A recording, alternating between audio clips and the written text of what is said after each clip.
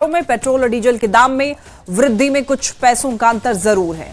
पटना में पेट्रोल के दाम की बात करें तो 3 रुपए 32 पैसे की यहां पर बढ़ोतरी हुई है, जिसके बाद अब पेट्रोल की कीमत 108 रुपए 67 पैसे प्रति लीटर हो गई है, जबकि डीजल के दाम 3 रुपए 13 पैसे बढ़े हैं और अब डीजल 94 रुपए 65 पैसे प्रति लीटर हो गया है। और आपको बता दें कि जिस तरीके से पेट्रोल और डीजल के दाम बढ़े हैं, लोग हालांकि अवेयर दिख रहे हैं कि पेट्रोल और डीजल बाहर से मंगाए जाते हैं तो इंपोर्टेड पेट्रोलियम प्रोडक्ट्स पर अभी रेट्स बढ़ रहे हैं। यानी कि आज सुबह सुबह खबर मिली है लोगों को कि पेट्रोल और डीजल के दाम बढ़ाए गए हैं। कुछ जगहों पर पैनिक जैसी स्थिति है, लेकिन आप लोगों को पैनिक बिल्कुल नहीं होना है। पर्याप्त मात्रा में स्टॉक्स अवेलेबल हैं। पेट्रोल कर्मचारियों का भी कहना है कि उनके पास स्टॉक है, तो लोगों को अभी पैनिक होने की जरूरत नहीं है। पेट्रोल और डीजल के दाम सुबह सुबह बढ़ाए गए हैं। पहले दूध के दाम बढ़ाए गए और अब पेट्रोल के दाम बढ़ा दिए गए हैं पूरे देश भर में। तो ऐसे में इस सिचुएशन में आप सभी लोगों को एकदम जरूरत के समय पर ही पेट्रोल और डीजल का यूज करना है, क्योंकि ये पेट्रोल और डीजल बाहर से मंगाया जाता है। क्रूड ऑयल में इस वक्त इजाफा हुआ है। तो देखिए, जहां पहले $70 प्रति बैरल पेट्रोल डीजल मंगाए जा रहे थे, वहीं अब ये $100 प्रति बैरल हो चुका है। तो ऐसे में इस वक्त बहुत ज्यादा संभल कर चलना है। प्रधानमंत्री ने भी आगाह किया था और लोगों से अपील भी की थी कि इस वक्त जरूरत के समय पर ही पेट्रोल डीजल का इस्तेमाल करें जरूर, और आपको इस वक्त पेट्रोल और डीजल सेव करने पर ध्यान देना चाहिए। और इस पूरी खबर पर न्यूज 18 संवाददाता रजनीश कुमार ने जायजा लिया है।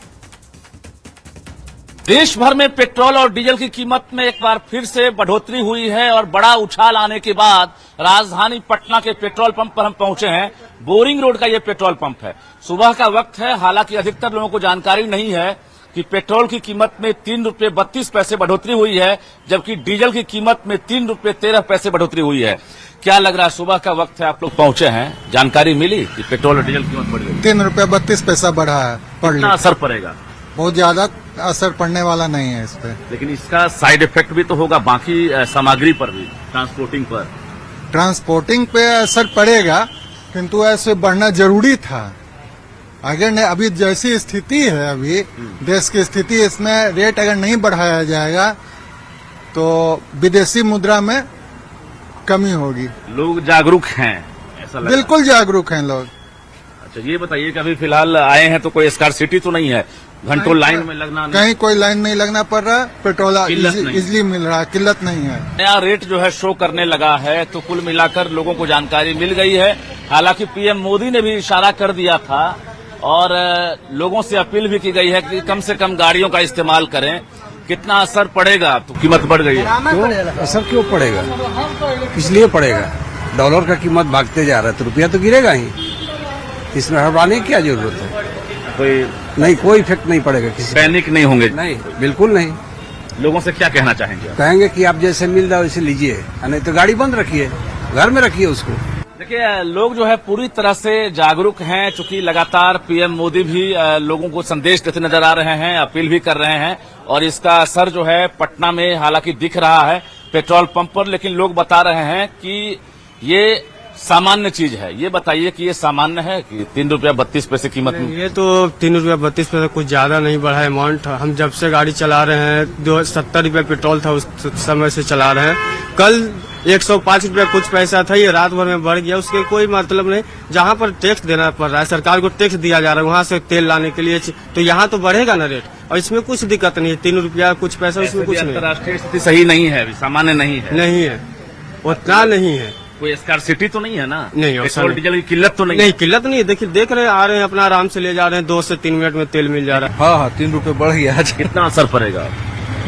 अब मिल जा रहा है, वही बहुत बड़ा चीज है। किल्लत अभी नहीं है ना? नहीं, अभी कोई किल्लत नहीं है। कम से कम गाड़ियों का इस्तेमाल करेंगे आप लोग? बिल्कुल बिल्कुल। असर क्या पड़ना है, वो चीज हमें खरीद करके खाना है, तो अगर हम नहीं बचाएंगे तो कहीं न कहीं से पैसे तो लाने होंगे मुझे, और अगर महंगा खरीदेंगे तो असर तो आएगा ही।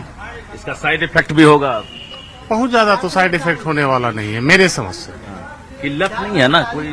अभी तो किल्लत मुझे कहीं नहीं दिख रहा, सब जगह आराम से पेट्रोल मिलता है। देखिए, लोग बता रहे हैं कि गाड़ियों का कम से कम इस्तेमाल अभी लोग करें, क्योंकि जिस प्रकार से अंतर्राष्ट्रीय स्थिति अभी सामान्य नहीं है, संवेदनशील है।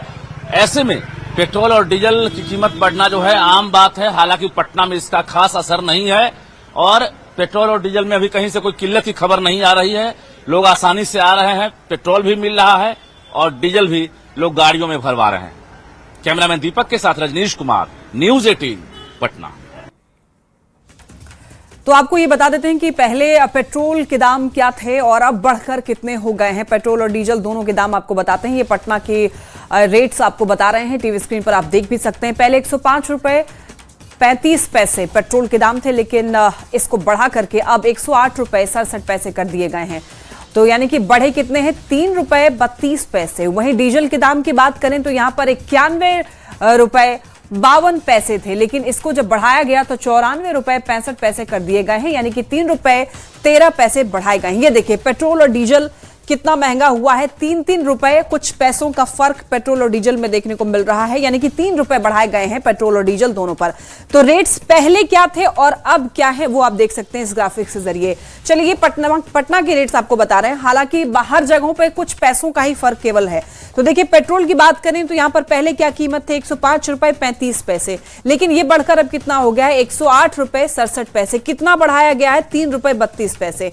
डीजल की बात कर लेते हैं। डीजल में भी देखिए पहले 91 रुपए 52 पैसे रेट्स चल रहे थे, डीजल बढ़ाया गया है 3 रुपए 13 पैसे। तो ये दाम बढ़कर अब 94 रुपए 65 पैसे हो गए हैं। पेट्रोल और डीजल दोनों के दाम बढ़ाए गए हैं। तो ऐसे में आप लोगों को अभी और ज्यादा सतर्क रहना है, एकदम बहुत ज्यादा जरूरी हो तभी केवल पेट्रोल और डीजल का इस्तेमाल करिए, क्योंकि ये रेट्स अभी और आगे बढ़ाए जा सकते हैं, क्योंकि इंपोर्टेड पेट्रोलियम प्रोडक्ट्स हैं, बाहर से मंगाए जाते हैं। तो इस वक्त काफी ज्यादा फ्लक्चुएशन रेट्स में देखने को मिल रहा है, जहां से भी बाहर से ये प्रोडक्ट्स मंगाए जा रहे हैं। तो प्रधानमंत्री ने भी लोगों से ये अपील किया था कि सभी लोगों को बहुत ज्यादा इस वक्त संयम अपने आप में रखना है और एकदम जरूरी हो तभी पेट्रोल और डीजल का इस्तेमाल करिए, गाड़ियों का उपयोग कम करिए। बाहर जाना है तो आप पब्लिक ट्रांसपोर्ट का इस्तेमाल कर सकते हैं, इससे देश पर बहुत ज्यादा बर्डन नहीं बनेगा। तो आप एक इंडिविजुअल अगर ये स्टेप लेते हैं तो भी बहुत ज्यादा इफेक्ट पड़ने वाला है। तो हमने अभी पटना की बात की थी, अब चलिए रांची की बात कर लेते हैं। रांची में कितना बदला है रेट्स ये देख लेते हैं। देखिए पहले बात करते हैं पेट्रोल की रांची में। तो पहले क्या पेट्रोल का कीमत था, देखिए 97 रुपए 85 पैसे रांची की कीमत मैं आपको बता रही हूं, और ये बढ़ाया गया 3 रुपए 16 पैसे। तो ये बढ़कर अब 100 रुपए 86 पैसे हो गए हैं पेट्रोल की कीमत। वहीं डीजल की बात कर लेते हैं। डीजल में 3 रुपए 16 पैसे बढ़ाए गए हैं। 92 रुपए 60 पैसे डीजल की कीमत पहले थी, लेकिन 3 रुपए 16 पैसे जब बढ़ाए गए तो ये दाम बढ़कर 95 रुपए 76 पैसे हो गए हैं। तो इसी तरीके से देखिए पहले दूध की कीमत बढ़ाए गए और अब पेट्रोल। तो इसी तरीके से जो चीजें भी बाहर से आ रही हैं, महंगाई अभी बढ़ सकती है, इसलिए थोड़ा आपको संयम बरतना है। चलिए बढ़ते हैं खबरों में आगे। और कहते हैं जो बोल नहीं सकते हैं उनकी रक्षा भगवान खुद करते हैं, लेकिन मुजफ्फरपुर से एक तस्वीर ऐसी आई है कि स्कूल की, जिसे देखकर आपकी रूह कांप उठेगी। इन मासूमों को सहारा मिलना चाहिए, लेकिन वहां उन्हें बेरहमी से पीटा जा रहा है। बागेश्वरी मूक बधिर स्कूल का एक वीडियो इंसानियत पर सवाल खड़े कर रहा है, आप भी देखिए। मूक बधिर बच्चे, वो बच्चे जो सुन नहीं सकते, बोल नहीं सकते, यहाँ तक कि अपनी तकलीफें भी बयां नहीं कर सकते, उनकी बेरहमी से पिटाई की जा रही है। जरा देखिए इस तस्वीर को। ये मुजफ्फरपुर के बागेश्वरी मूक बधिर स्कूल की है, जहां एक स्कूल कर्मी उन मासूमों पर हाथ उठा रहा है जिनकी दुनिया पहले ही खामोश है। वो बच्चा चिल्लाना तो चाहता होगा कि छोड़ दो, मत मारो मुझे, पर उसकी आवाज गले में ही दम तोड़ देती होगी। जो वीडियो वायरल हो रही है वो यहीं के बच्चे हैं, है ना, और वो जो पिटाई किए हैं ये यहाँ के केयर टेकर हैं, है ना, कर्मी हैं, और वो घटना 30 तारीख को और 24 तारीख के। तो जैसे ही हमको इसकी जानकारी मिली, मैंने 30 तारीख को लिखित रूप में उसको मैं यहाँ से निष्कासित कर दिया। अब ये जरा दूसरी तस्वीर भी देख लीजिए, जहां बच्चों को धक्का देकर बाहर निकाला जा रहा है। जब एक बच्चा उस कर्मी की ओर देखता है, तब वो खींचकर उसकी ओर दौड़ता है और कई थप्पड़ जड़ देता है। ये कर्मी बार बार उन बच्चों को धमका रहा है जो न अपनी शिकायत किसी से बता सकते हैं, न शोर मचाकर किसी को बुला सकते हैं। इनकी खामोशी ही इस दरिंदे की सबसे बड़ी ताकत बन गई है। ये बहुत दुखद घटना है और इसकी जितनी भी निंदा की जाए वो कम है। जैसे ही हम लोगों के संज्ञान में आया है, इसको तुरंत हम लोगों ने स्थानीय पुलिस को जांच के लिए दिया और एसएसपी साहब से भी बात हुई है। इसमें आवेदन प्राप्त करके एफआईआर दर्ज किया गया है। तस्वीरों को देखने के बाद इलाके में आक्रोश है। लोग पूछ रहे हैं, आखिर इन मासूमों का कसूर क्या था? क्या बोलना ना पाना ही इनकी सबसे बड़ी सजा है? क्या यही है हमारा समाज? क्या यही है दिव्यांगों के प्रति हमारी संवेदनशीलता? जिला प्रशासन कार्रवाई की बात कह रहा है, लेकिन उन मासूम दिलों पर लगे जख्मों का क्या, जो अब स्कूल के नाम से भी थर थर कांप रहे होंगे। सत्यापन के उपरांत मठपुरा थाना अंदर प्राथमिकी दर्ज की जा रही है। स्कूल के जो संस्थापक हैं संजय कुमार और राजू कुमार, इनके विरुद्ध कार्रवाई की जा रही है। हम लोग वीडियो सत्यापन करेंगे, बच्चों का फिर मेडिकल करवा के हम लोग कार्रवाई करेंगे। अब देखना है कि स्कूल प्रशासन को और इस तरह के शैतानों को कानून क्या सजा देता है, और क्या फिर कभी ये मासूम बेखौफ होकर मुस्कुरा पाएंगे। न्यूज़ 18 के लिए मुजफ्फरपुर से प्रियांक सौरभ की रिपोर्ट। बिहार में छोटी छोटी बातों पर मासूम पर अत्याचार की घटनाएं बढ़ रही हैं, यहां तक कि उनकी हत्या तक कर दी जाती है। ताजा मामला समस्तीपुर से है, जहां उजियारपुर थाना क्षेत्र में मोबाइल चोरी के आरोप में एक 16 वर्षीय नाबालिग की कथित तौर पर बेरहमी से पिटाई करके हत्या कर दी। अब इस घटना के बाद से इलाके में तनाव का माहौल है। मृतक की पहचान उजियारपुर थाना क्षेत्र के नाजिरपुर वार्ड संख्या 1 निवासी प्रदीप दास के बेदर्शन कुमार के रूप में हुई है। बताया गया है कि वो अपने माता पिता का इकलौता बेटा था। दरिंदों ने उसके हाथ पैर सिगरेट से दाग दिए और लोहे की रॉड से बेरहमी से पीटा। गंभीर रूप से घायल करने के बाद उसे मक्के के खेत में फेंक दिया गया। वहीं 12 मई को नालंदा के अस्थामा के सकरावा गांव में एक नींबू तोड़ने पर और 12 साल के मासूम की पीट कर हत्या कर दी गई। आरोपी गोरख मियां ने बच्चे पर लाठियों से ताबड़तोड़ हमला कर दिया, जिससे मासूम का सिर फट गया और अस्पताल पहुंचने से पहले ही उसने दम तोड़ दिया। वहीं कल मुजफ्फरपुर के एक स्कूल से जो तस्वीरें सामने आई, उन्हें देखकर रूह कांप जाएगी। बागेश्वरी मूक बधिर स्कूल में मासूमों को बेरहमी से पीटा गया, जो इंसानियत पर सवाल खड़े कर रहा है। इन घटनाओं से सवाल उठता है कि इस बीमार समाज का आखिर क्या इलाज है। ये 3 तस्वीरें आप देखिए और ये तीनों तस्वीरों को देखने के बाद ये अंदाजा आप खुद लगाइए, क्या इन्होंने जो काम किया, क्या वो इतना बड़ा गुनाह था कि उसकी जान ले लेनी चाहिए थी? मोबाइल चोरी के आरोप में क्या एक बच्चे की जान ले लेना, आखिर समाज को किसने यह हक दिया है? दूसरी तस्वीर नालंदा की है, जहां पर आप देखिए कि केवल नींबू तोड़ने पर मासूम की हत्या कर दी गई। तीसरी तस्वीर जो है मुजफ्फरपुर की है, जहां पर एक केयर टेकर को टेक केयर करना चाहिए, वहां पर वो बच्चों पर अत्याचार करता हुआ दिखाई देता है। आखिर ये समाज किस ओर बढ़ रहा है? क्या इंसानियत नाम की चीज खत्म हो गई है? क्या इन बच्चों पर इसी तरीके की अत्याचार होती रहेगी? क्या बच्चों के साथ कैसे पेश आना चाहिए ये लोगों को नहीं पता है? ये तस्वीर ये दिखाती है कि समाज इस वक्त किस तरीके से असंवेदनशीलता दिखा रहा है इन बच्चों के प्रति। इन बच्चों के प्रति प्यार दिखाना चाहिए। मुजफ्फरपुर की मूक बधिर स्कूल की जो तस्वीर है वो रूह कपा देने वाली है। जो बच्चे बोल नहीं सकते हैं, ठीक से सुन नहीं सकते हैं, उन पर अत्याचार करना, ये आखिर कैसी सोच है? आखिर किस मानसिकता के ये लोग हैं जिनको टेक केयर करने के लिए दे दिया जाता है इन बच्चों का, जो खुद इन बच्चों को डील नहीं कर सकता है? हमारे गांव के बगल का था, दूसरे 2 नंबर वार्ड का, वो मुर्गी फार्म खोल रखा था। तो वो बोला ठीक है, वो घर से लेके गए, हम लोग नहीं थे घर पे, काम करने के लिए हम लोग गए हुए थे। तो फिर उन्होंने मोबाइल चोरी का इल्जाम लगाया उसके ऊपर। उसको पहले मारा, वहाँ मारा, फिर घर पे लेके आया।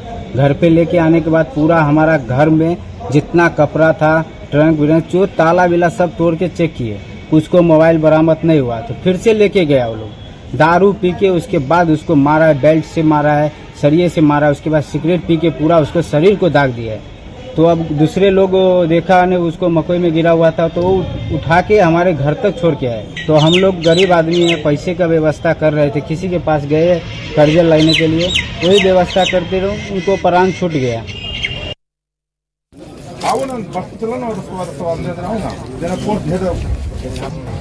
संवाददाता मुकेश हमारे साथ जुड़ रहे हैं समस्तीपुर से। मुकेश, एक 16 वर्षीय बच्चे की जान ले ली जाती है मोबाइल चोरी के आरोप में। इस मामले में क्या पुलिस प्रशासन ने अभी तक एक्शन लिया है?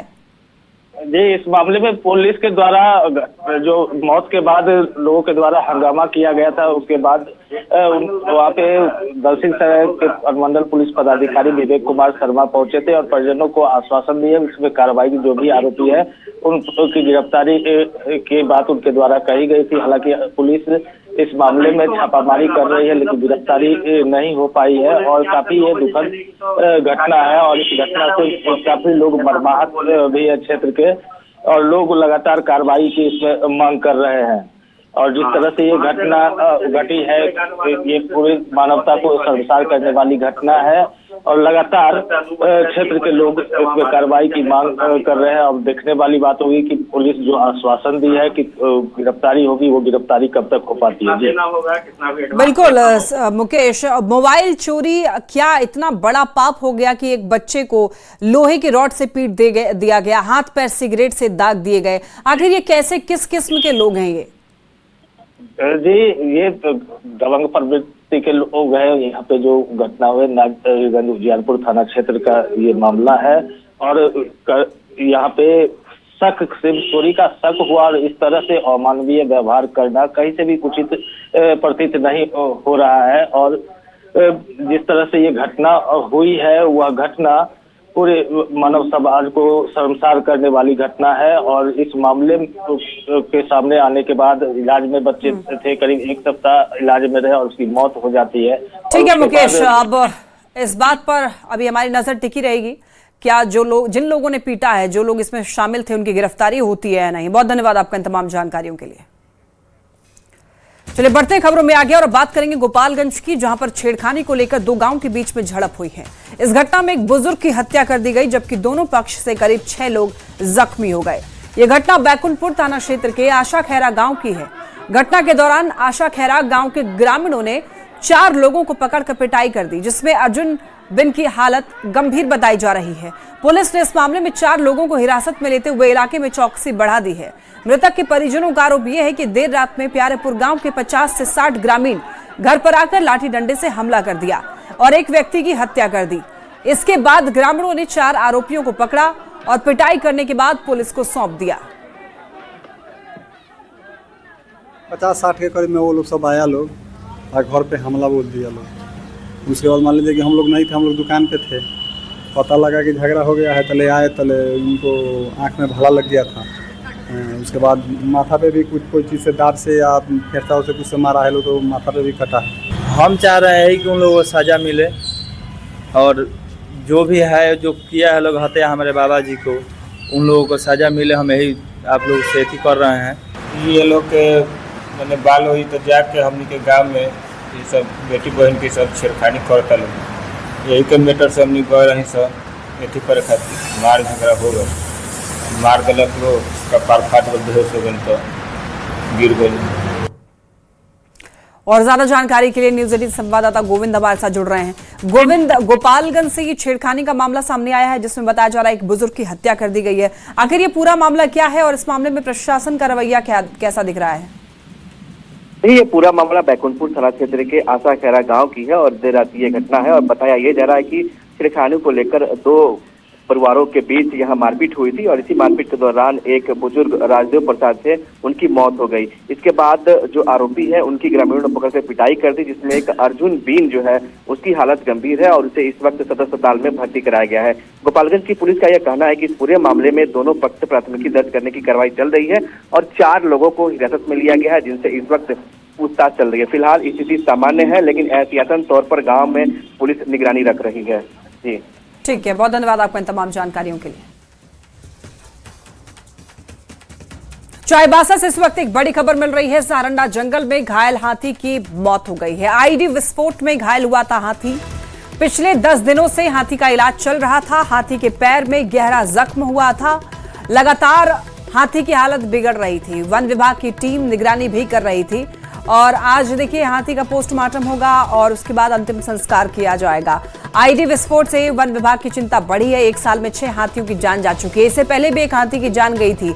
चूंकि जो इन्फेक्शन है वो फैलता गया और ये इन्फेक्शन ठीक नहीं हो पाया, जिसकी वजह से हाथी की मौत हो गई। इससे कुछ दिनों पहले की ही घटना है जब एक और हाथी की मौत हुई थी। आईडी विस्फोट में ही हाथी घायल हुआ था और उसके बाद संक्रमण इतना ज्यादा फैल गया कि जान हाथी की नहीं बचाई जा सकी।